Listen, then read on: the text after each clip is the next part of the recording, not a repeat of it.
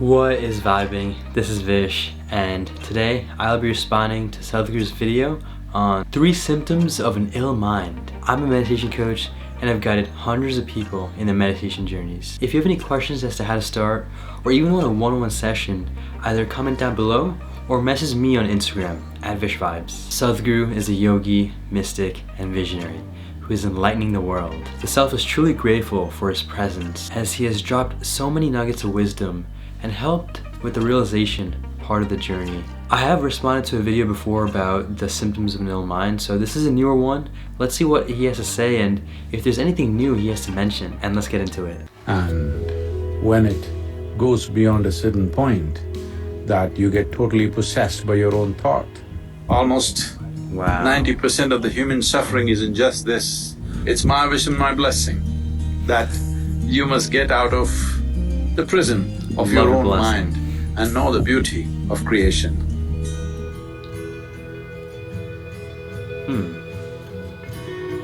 It's an interesting graphic.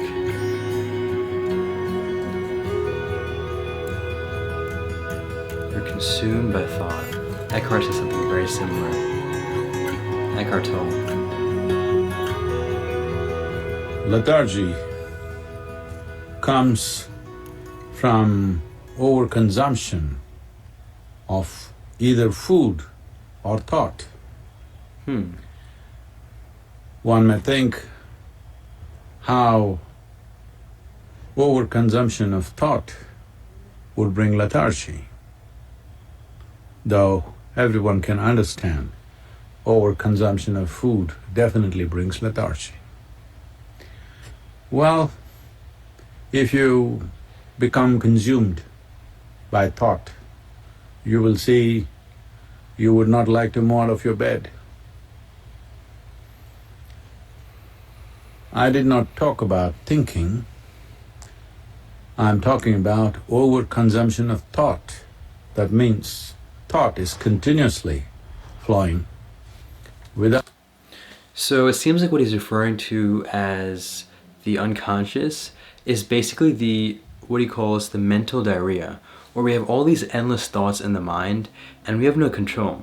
So the very thinking itself is not an unconscious thing. If we can consciously think, that's okay, and using thinking and thought as a tool is a beautiful thing. However, what he's referring to as unconscious and an overconsumption is the thought that is in the mind without our consciousness. Without your effort, without your focus, without your intent. Once it becomes like this, you will see naturally you feel like avoiding physical activity. And when it goes beyond a certain point, that you get totally possessed by your own thought. Well, there are ugly names to describe that in medical terms. It's important. There is a certain amount of moderation. I like the way he said that he refers to those things as ugly names, as the medical science would refer to. And the reason that's important to understand is because the moment you give a name to anything and you keep thinking about that name, you're basically giving it more power than it really has or it should be. Because at the end, a lot of these things are very temporary. And by creating a concept around this, where you're essentially tying all of the feelings and thoughts into just one word, you're giving it so much power because of that one word. And so sometimes it's better to just not even give it a word.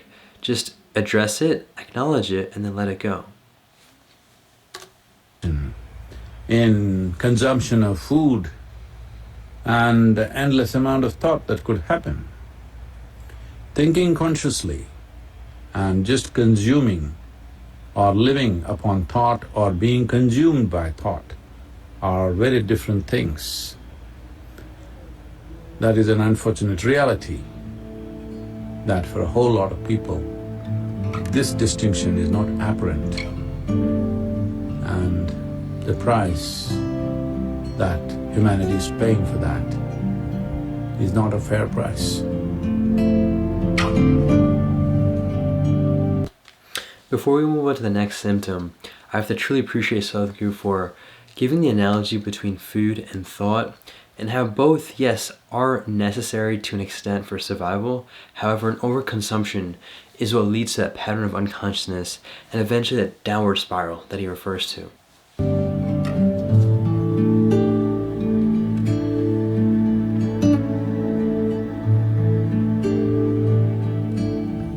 The conclusions that you make in your mind will seriously impede your ability to experience life.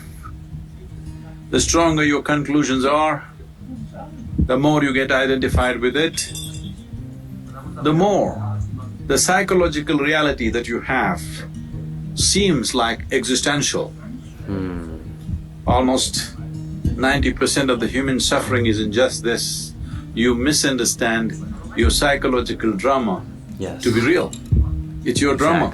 You can play it whichever way you want.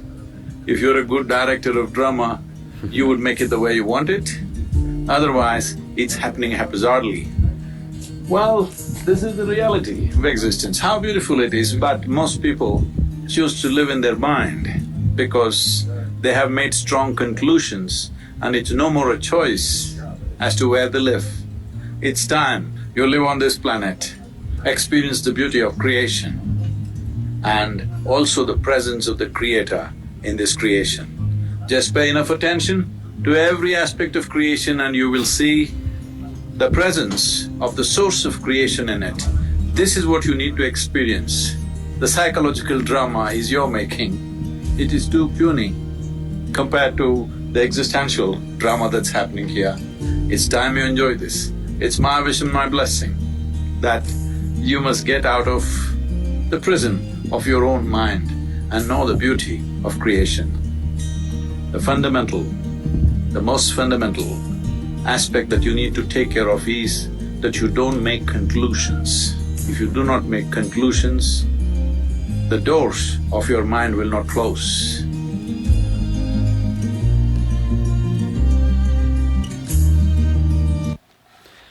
That segment, or that symptom, was beautiful because the self can very much relate and resonate with the words that he had to offer. It's a beautiful point he makes with the idea that there's something called psychological drama, which is in the mind, and the existential reality, which is what is really happening on the outside. We tend to confuse what is happening, whether it's the feelings, thoughts, and here's the thing, they're important to acknowledge and understand, but us giving it so much importance ends up leading to the psychological drama. And there's no point giving it that much attention. The more attention you give anything, the stronger it grows. And so it's best to focus on what is real, and the real thing is beautiful beauty around us, whether it's nature and other human beings, anything that it might be. And I have to say, I really love the analogy he provided with the director. The realization that hit the self when he provided that example was essentially understanding from his lens how, first off, you want to be the director of your movie, meaning the drama that's in your mind, you want to have conscious control over that. The moment you're unconscious is where all these thoughts and things start coming in your mind because you just don't have control and you're not able to direct that whole movie, for example. And so the realization the self had was that what tends to happen with a lot of people, including the self in the past, is that you get lost in the actual acting in the set. Imagine the director entering the movie set and then getting lost with all the actors and scenes and essentially entangled with the movie. The simplest step would be take a couple of steps, leave the set, observe the set, detach from the set, and then make the direction conscious.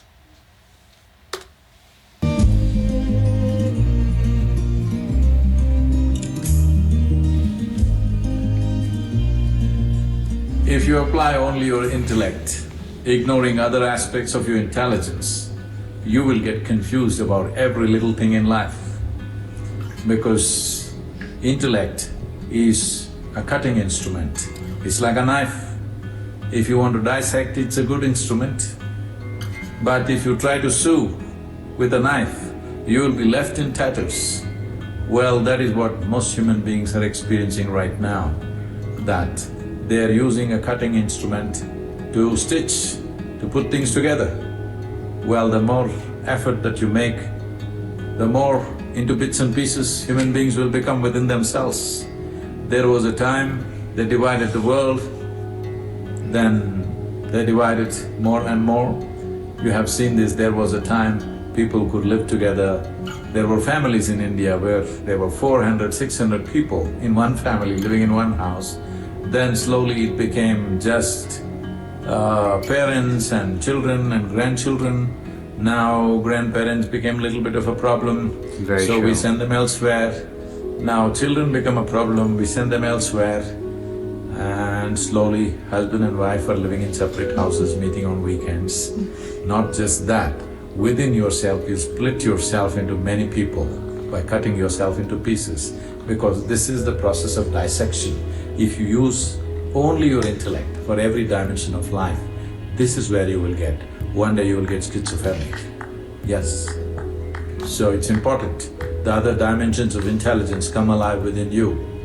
Without those dimensions of intelligence being alive, your heart wouldn't beat, your liver wouldn't function, your kidney wouldn't function, all this wouldn't happen. This is not done by your intellect. So there are dimensions of intelligence within you which must be explored and brought alive into your conscious nature. Lethargy essentially comes from the overconsumption of either food or thought. The conclusion that you make in your mind can seriously impede your ability to experience life.